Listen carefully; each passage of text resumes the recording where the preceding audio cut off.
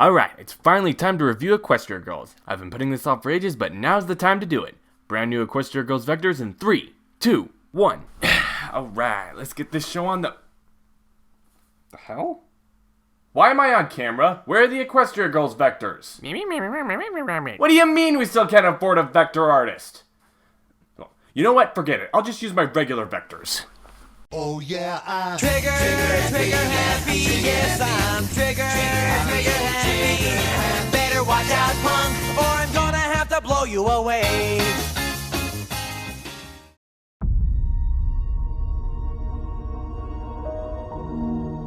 Hello everyone, and welcome to What Do I Know, the show where I don't know what compelled me to watch the first Equestria Girls movie. After I finished my review of Netflix's Carmen Sandiego, I wanted to step back into My Little Pony, and talking about the Equestria Girls movie seemed to be the perfect way to do it, because of how good the movie is at getting viewers into the show itself. It's how I got into the show. In fact, I'd argue that anyone who's interested in giving Friendship is Magic a shot should watch this movie first, not the series premiere. How can that be, you ask? The movie starts out in the Crystal Empire, with Twilight and her friends thrust into the story. Anyone new is going to be completely lost. Why do you even keep me around if you're going to strawman your audience on your own? Your job is to bring up counter-arguments, not voice every little thing my audience is going to bring up. And it is true, any newcomers won't be in on many details, but the movie provides enough indirect exposition to bring them up to speed.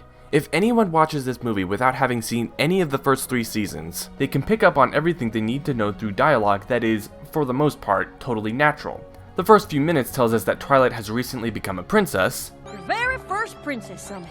She's nervous about her first summit. I'm a little nervous too. The wings are new and she hasn't gotten used to them. She's still getting accustomed to her title. You're not wearing your crown. You haven't forgotten it back in Ponyville, have you? It's in my bag. And all the focus on Twilight signals to the viewer that she is going to be the main focus of the story.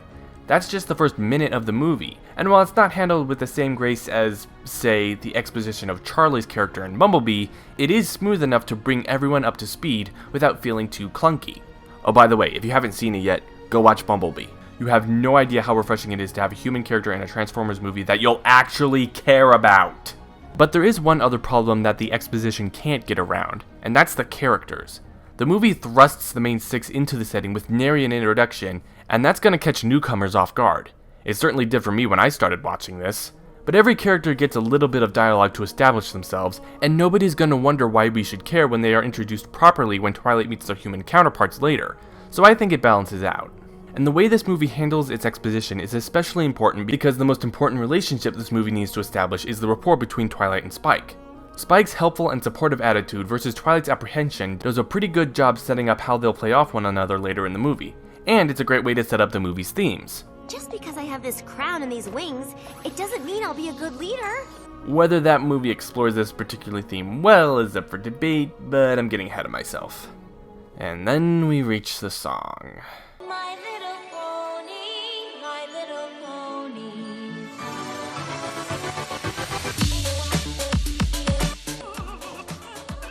my ears. They're bleeding. Yeah, who thought this was a good idea? The visuals are fine, but the music is awful. The show's intro was never very good, but remixing it like this was a terrible idea. If I had to guess why they went this route, I'd say they weren't confident in this movie being a success, so rather than coming up with an intro that was its own thing, like with later movies in the series, they settled for remixing the main theme to save on a bit of cash. Hey, being cynical is Midnight's job. F*** you, my channel. Anyway, it looks like Solid Snake has finally been confirmed in the MLP universe. Or is that Ezio Auditore? Or maybe Prince Zuko is being the Blue Spirit again! It's sunset, you moron. Aw, but I wanted to see Dante Bosco guest star in My Little Pony. Tell me you don't want that! By the way, remember the fact that Sunset's fake crown looks exactly like Twilight's. I've got a bit of a rant that's connected to that little tidbit later. My crown! She's got my crown! Stop! Thief! And the second Twilight yells out, Rainbow zooms out, catches Sunset, and the rest of the movie is cancelled. A friend for life, that's what you are to me. Seriously, how is Twilight having an easier time running after Sunset than Rainbow flying after her? This scene doesn't make any sense. The only thing that makes less sense is why they wait until morning to talk about the theft when they clearly know where the thief escaped to! Stupid! You're so stupid! Sunset Shimmer, a former student of mine. I kinda like the idea of Celestia having other students besides Twilight. She's been around for ages, and it makes sense that she'd take a special interest in at least some gifted unicorns at her school, other than Twilight in that time. And it establishes a connection between Twilight and Sunset besides their names just being synonyms of one another. Unfortunately, the movie doesn't really capitalize on that connection very well, but again, I'm getting ahead of myself. This is no ordinary mirror. It is a gateway to another world. A gateway that opens once every 30 moons. I had always hoped that Sunset Shimmer would someday use it to return, to come back to Equestria seeking my guidance. Obviously, this is not what has happened. No shit, Sherlock! Twilight is tasked with going after Sunset and getting her crown back, but her friends aren't allowed to come with her. I'd question Celestia's reasoning for sending Twilight alone, but I do like that they are proceeding with caution. Celestia admitted that she has no idea what's on the other side, and for all she knew, it could cause chaos having so many people enter from an alternate universe. And if for some reason you disagree, Into the Spider-Verse, what else you got? Oh, actually, that would have made this movie so much more interesting now that I think about it. I don't think my atoms are real jazzed about being in the wrong dimension. But at the same time, it is nice to see Spike disobeying Celestia's orders to help Twilight. Sorry, Rainbow, you've been replaced as the element of harmony. Congratulations, Spike. You're the new Rainbow Dash. Now let's go! And then...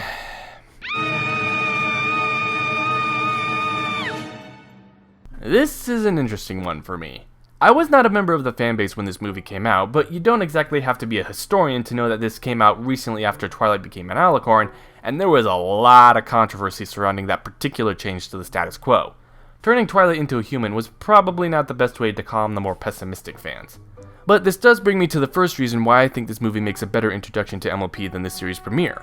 One of the biggest obstacles for getting into MLP is the fact that the show is primarily focused on animals that are generally considered to be girly things. With the social stigma surrounding the idea of men enjoying things that are generally considered to be for girls, it can be really distracting when the story and characters that you're supposed to be enjoying are constantly reminding you that you are far from the target demographic. Whether that stigma is toxic or not is a topic for another time, but Equestria Girls gets around that obstacle regardless by turning its main characters into humans and changing little to nothing else beyond the setting.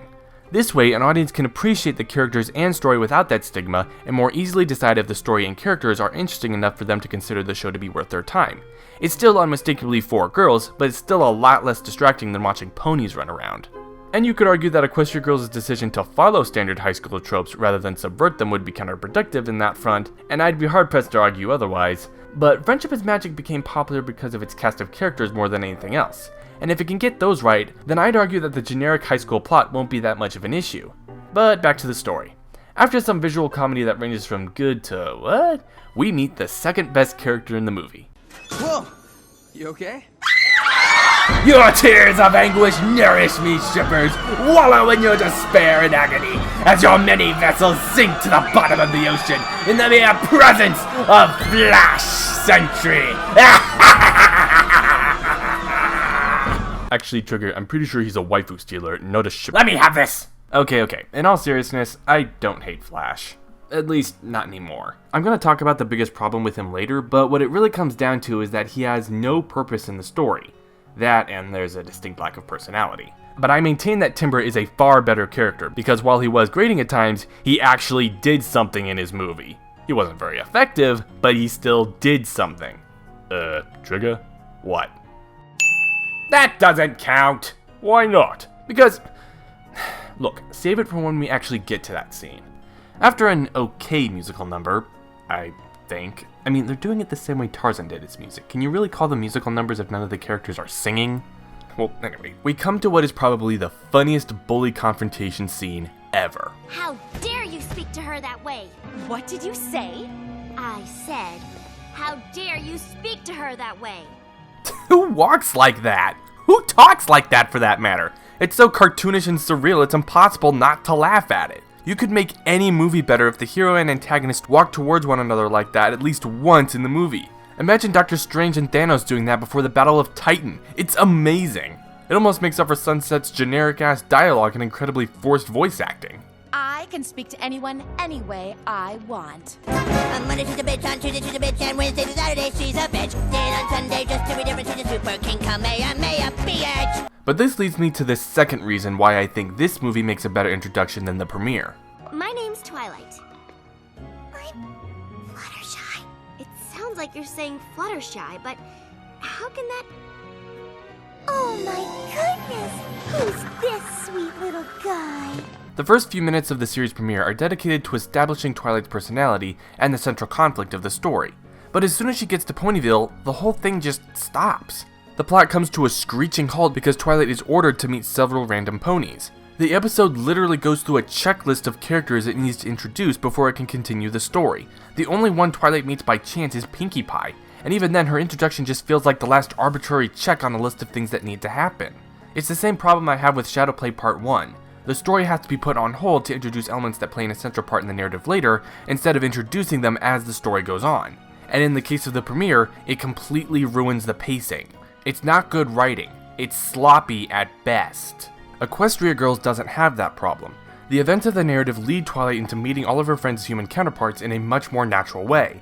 It takes just enough time to establish their personalities, and the story doesn't have to be trapped in suspended animation so it can introduce its characters. The only characters that don't get a proper introduction are the princesses and the CMC. But you could say the same for their appearances in the premiere too, where the princesses barely played a part, and the CMC were little more than background characters. Anyway, Fluttershy directs Twilight to Celestia's office, where she learns from Celestia that her crown is the prize for being elected prom queen. Prom queen. And this brings me to a plot point that I am really tired of people bringing up against this movie. Looks like if I want my crown back, I'll have to become Princess of the Canterlot High Fall Formal. So that's what I'm gonna do. Why doesn't she just steal it? Wow, what a brilliant idea! I can't believe the writers didn't think of that solution. I just have one question. Where is it? Where's what? The crown. Where is it? Don't you need to know where something is before you can steal it? Let me break this down. The crown that Sunset brought back to Equestria looks exactly like Twilight's element of harmony, and considering that Fluttershy mistook Twilight's crown for the Fall Formal crown, it's pretty obvious that Sunset's fake crown is the original Fall Formal crown, an idea that's confirmed later when Sunset confronts Twilight. You went to an awful lot of trouble to switch it with the one that belongs here. And to make sure nothing happened to something that important to the school, Fluttershy gives the crown to Celestia, who gives it to Luna, who puts it somewhere. I've had Vice Principal Luna put it somewhere for safekeeping. And that's where the Twilight should have just stolen it argument falls apart. You kinda need to know where something is before you can even begin to hatch a plan to steal it. One would assume that somewhere for safekeeping translates to somewhere in Luna's office. But Twilight obviously can't search the office during the day, and she doesn't have the skill or resources to break into her office at night. She can barely use her hands and feet in this world. And even if we assume that she can get into her office, that still isn't a guarantee that the crown is even in there. And if it isn't in Luna's office, the best case scenario is that Luna moves the crown again after discovering her office was searched. Good luck finding it then. Now, the movie explains why Twilight didn't simply tell them the crown was hers by arguing that they wouldn't have believed her. And one could argue that all she has to do is explain that the crown belongs to her, give them the one that belongs to them, and be on her way without ever having to mention Equestria at all. But in that scenario, Principal Celestia is being given a crown that looks exactly like the crown they used for the Fall Formal. She would think the crown Twilight was giving her was a fake. And even if she didn't, how would a brand new student just happen to have a crown that just so happens to look exactly like school property? The last thing that Twilight needs is the school principal being suspicious of her and her interest in the crown. Which means that earning the crown, in the bid for the Fall Formal Princess, is the only logical means of ensuring that Twilight gets her element of harmony back. Hand me a microphone, Zyler. But obviously Sunset isn't going to take Twilight's bid for the crown lying down, so she goes to confront her. Should have known Princess Celestia would send her prized pupil here after my crown. And her little dog, too. You know what I find so funny about that line? It's a reference to the very story this movie was inspired by. I'm not even kidding. Megan McCarthy took a lot of inspiration from The Wizard of Oz while writing the script for this movie. And you wouldn't think to look for it, but yeah, the movie is eerily similar to that classic in a way. And you were there, and you were there, and you were there. Now someone go make me fan art of Sunset cosplaying as the Wicked Witch of the West. I'm focusing on the Wizard of Oz connection so much because the confrontation itself is pretty dull, which is a real shame because it should be really interesting. You've got two characters who were taught by the same teacher, with one rising to a place of prominence thanks to her own fortitude and willingness to learn, and the other falling due to her own pride and impatience. It should be impossible to make this not interesting, but the delivery of nearly all of Sunset's lines just make her come off as a generic bully character. So by the end I'm left more frustrated at how generic Sunset is as a villain and character, rather than intrigued by the differences between these two. Though I will give credit, her plan to discredit Twilight is a pretty good piece of writing. Taking advantage of Twilight's inexperience as a human is a really good way to build on all of the fish out of water comedy at the beginning of the first act. And it leads to what is easily my favorite part of the movie. Whoa! What did you...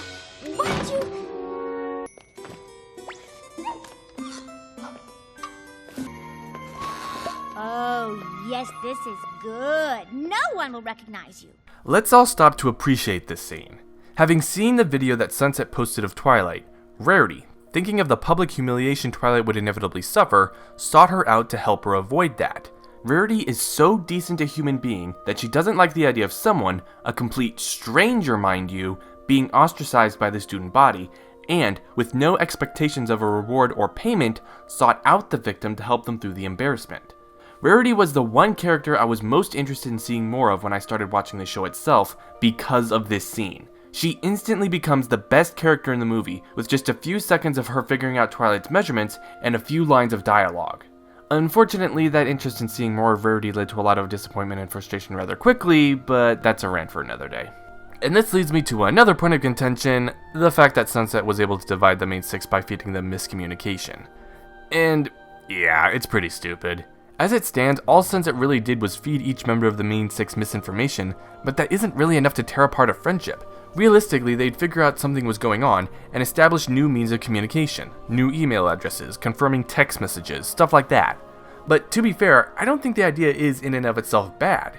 If they wanted to make this plot point more plausible, they should have gone all the way with it. Have Sunset subtly manipulate the Human Five into thinking each was trying to backstab the other, or that each was talking about the other behind their backs. The stupidity of the Human Five is avoided, and Sunset comes off as that much more of a threat. And it's not like this idea is too mature for the target demographic. The episode Viva Las Pegasus is focused on this exact same idea. But whatever, the main six start to put together a plan to help Twilight earn the crown, and Rarity proposes an idea of rallying the school behind Twilight with a message of unity. I wish I could go into more detail on this, but that is pretty much the entire approach. Sunset divided us, Twilight united us, unity is better than division, let's all back Twilight. Rushing through this particular part of the movie is, I think, this movie's biggest thematic failure, but I'm gonna have to stick a pin in this and come back to it.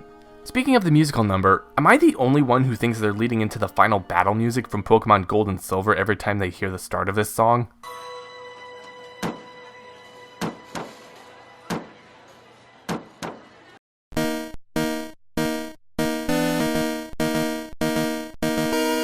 I know it doesn't mesh all that well, it just sounds like they're going that way, and I don't know why.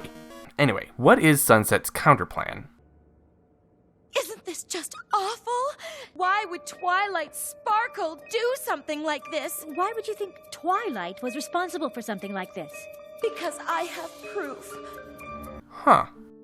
You know, between this scene and the social media approach from earlier, I wonder if Sunset would have been a more interesting villain if they dropped the generic bully angle in favor of a more cold and calculating type. With a rewrite or two and better voice direction, I can't imagine it'd be that difficult to make her come off as a deadly strategist, method of Photoshop notwithstanding, who easily got frustrated when things didn't go her way. You know, full-on sociopath. Maybe not a very original character, but still far more interesting than what we actually got. Twilight is about to be disqualified from the competition when...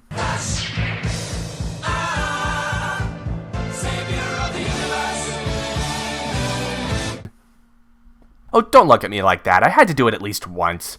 Oh, I'm not interested in that silly Flash joke. I'm just waiting for your explanation for why Flash actively helping the situation, and being effective by the by, doesn't count.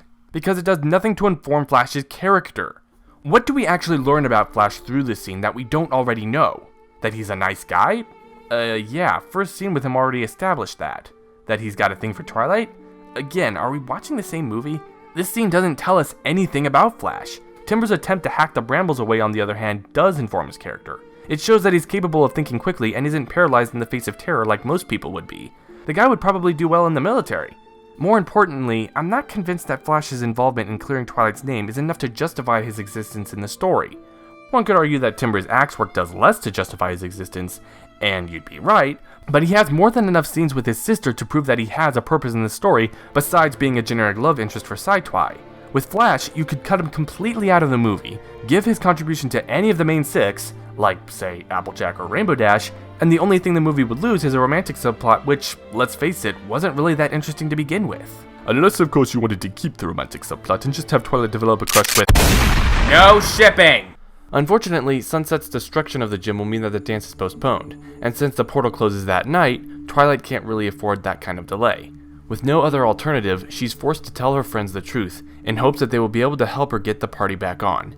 And this is another curious scene for me. It's the sort of scene that should really be tense and focused, but I can't decide if the humor in this scene ruins that. I'm not talking about Pinky summarizing the plot, that's fine, it's easily the best joke in the movie. No, my issue is Pinky's exclamations while Twilight is telling them the situation. I can't help but think that the scene might have flowed better without them, or if they were more toned down. But whatever. Twilight's friends are initially skeptical, but quickly change their tune when Spike reveals he can talk. Which is fair. You show me a talking dog and I'll believe anything you tell me.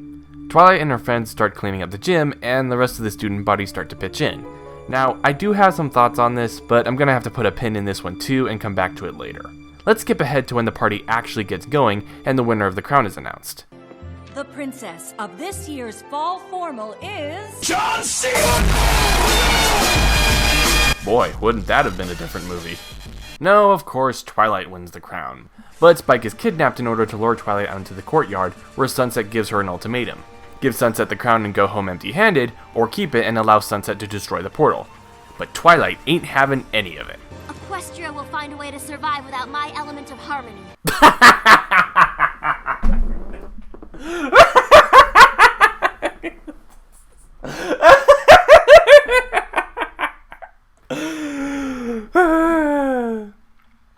Okay. Hindsight aside, this is a legitimately good moment for Twilight. It shows that she's come to care for her friends in the time that she spent with them, and I appreciate self-sacrifice. Thankfully, Sunset's threat turns out to be a bluff, but Sunset loses her temper and she ends up getting the crown anyway after a quick game of keep away. Now, this movie was quite divisive when it first came out, and you could argue that it still is, but whether you like this movie or hate it, I think the one thing we can all agree on is that this climax is terrible. Oh my. Shut up, E.T. Sunset's demonic design is silly looking. She spends most of the time either admiring herself, monologuing, or admiring her handiwork, and our heroines just stand there and do nothing the entire time. What the fuck are they doing while Sunset is brainwashing the student body? Spoiler alert! I was bluffing when I said I was going to destroy the portal. Spoiler! There's 10 minutes left in the movie! And we already know you were bluffing! We just had that scene! I want Equestria, and with my own little teenage army behind me, I'm going to get it! Okay, I do have a lot I could say about this plan, but this analysis has gone on long enough, and I really don't want to dedicate an entire segment of this video going over this plan, so I'm just gonna leave it at this. There is no way Sunset will succeed in conquering Equestria if she does get past Twilight and company. But she'll never get that chance because Twilight has the power of Deus Ex Machina! The magic contained in my element was able to unite with those that helped create it. What? The magic contained in my element was able to unite with those that helped create it. That makes no sense. Whatever. Twilight and company transform into the Sailor Scouts. Sunset is defeated. More sappy speechifying from Twilight, and... A true princess in any world leads not by forcing others to bow before her, but by inspiring others to stand with her. Did Twilight actually do anything to learn that lesson? Thinking back, I don't think Twilight ever did anything to inspire the school into following her. The only time she ever came close were the musical number in the cafeteria, and when she and her friends were cleaning up the gym. But she never really did anything inspiring during the cafeteria song besides preaching a message about unity versus division. One could argue that her determination to get the gym cleaned inspired the other students to help, but there's not a lot of thematic value in that montage, because the only thing Twilight had to unite the school was school pride. Which is why I think the musical number in the cafeteria was the movie's biggest thematic failure. Twilight never actually inspired anyone. She never had to work to gain the school's support. All she did was walk into the cafeteria and say, "Can't we all just get along?" And because the only reason the school was inspired was because of a contrived bit of storytelling, the message completely falls flat. Although, I suppose I should be thankful that the story simply fails to land its message as opposed to actively poisoning it. Oh hi, Yakety Sax. I still hate you! Alright, let's wrap this up. Twilight has 1 hour left, so she dances the night away, goes back to Equestria just in the nick of time, and movie over. I think Equestria Girls' biggest problem is how much it squanders its own potential. The villain could have been better. The story could have been better. The themes could have been better. The climax? Guinevere's oversized bosom, that could have been better. But I'll always have a soft spot for it for getting me interested in My Little Pony. The characters are all fun and introduced masterfully, even if they don't really have all that much to do. The musical numbers are tolerable, and the comedy is a lot of fun.